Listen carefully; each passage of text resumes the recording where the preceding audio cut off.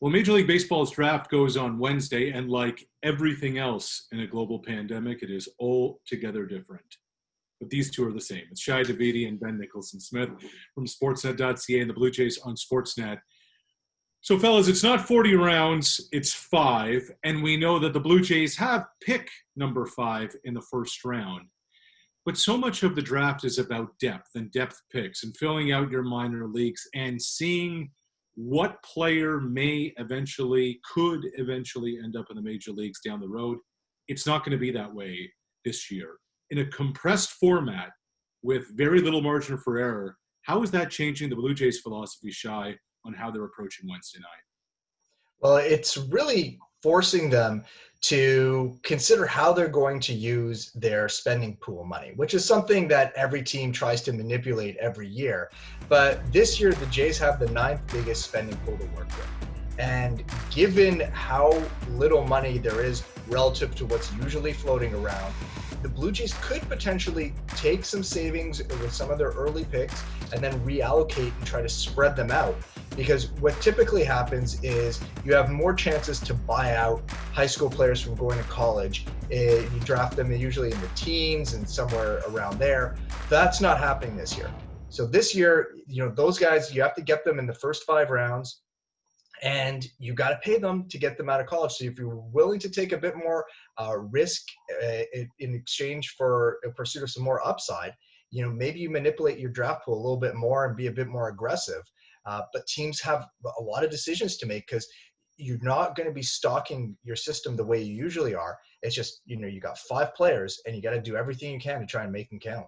Yeah, Shi, you mentioned the 9th largest signing bonus pool. That's a little more than $9.7 million the Jays have to work with.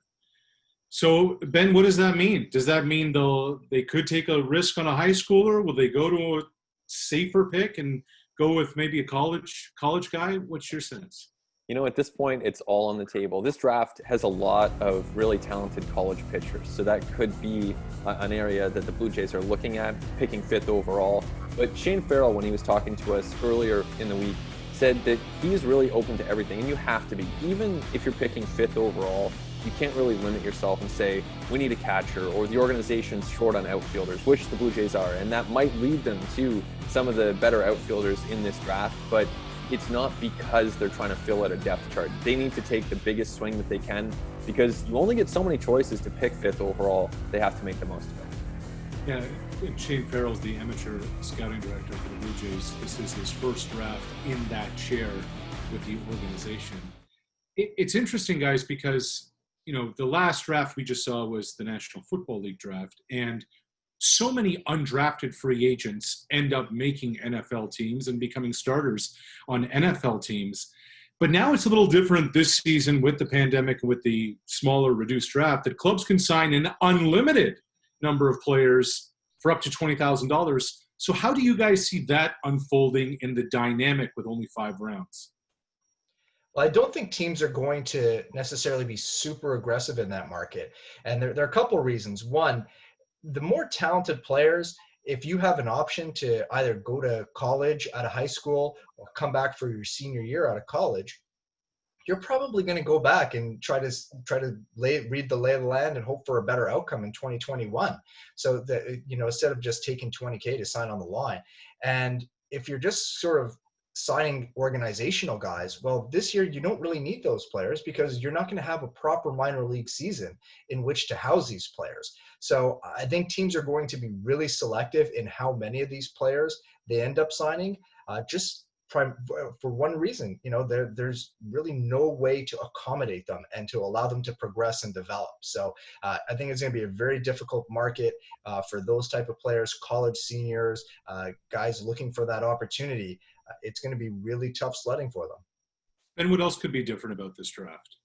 Yeah, it is going to be, as Shi mentioned, an opportunity in a sense for teams, because if there aren't that many slots for players in the draft, if there aren't that many affiliates that are even playing baseball, and potentially no affiliates are playing minor league baseball, there are a lot of logistical hurdles there. But if a team is willing to be aggressive, then maybe they can find, as you were saying, Arash, that kind of diamond in the rough who ends up coming out of nowhere, not drafted and making a difference. And that's been rare in baseball because, of course, there are so many rounds. But you do see that in basketball. You do see that in football. Maybe this is the year that a new trend starts in baseball and some of those discoveries happen well beyond the 5th round. So the last time the Jays had a pick this high, Ricky Romero went 6th overall to the ball club. Vernon Wells was the last number 5 overall pick back in 1997. They weren't household names then. They became that. Romero, of course, was an opening day starter one season. Okay, let's throw it over. You're on the clock, Shi Davidi. You're on the clock, Ben Nicholson-Smith. Ben, let's start with you. You're on the clock. Who are you taking 5th overall on Wednesday? I'd go Nick Gonzales, second baseman and shortstop at New Mexico State University. He's someone who has hit at every level. He hit .349 in his first season in college. Ever since then, he's been over 400 each year. He won the Cape Cod League MVP, and this season obviously was abbreviated, but in 16 games, he hit 12 home runs. So the comps that you hear bandied about for Gonzales, Keston Hiura of the Milwaukee Brewers, who of course had a breakout season of his own last year. And I know the Blue Jays have a shortstop and a second baseman already, but as I was saying before, you can't draft for need. You have to get the biggest impact. And over history, the history of the draft tells us that college position players are generally a good bet. Who is Shi Davidi's best player available at 5? Well, he may or may not get to them depending on what the Kansas City Royals do, but high school outfielder Zach Veen is the guy I'm really intrigued by. And, you know, I think when you're picking at 5, you got to go for broke. And even if you take on a bit more risk, go for the guy who could have the biggest potential impact. And Zach Veen has drawn some comparisons to Christian Yelich, high school outfielder, left-handed hitter, has a chance to stay in center, good command of the strike zone, has some power, described as the best overall high school hitter in the class, maybe not number 1 in power, but just the total package.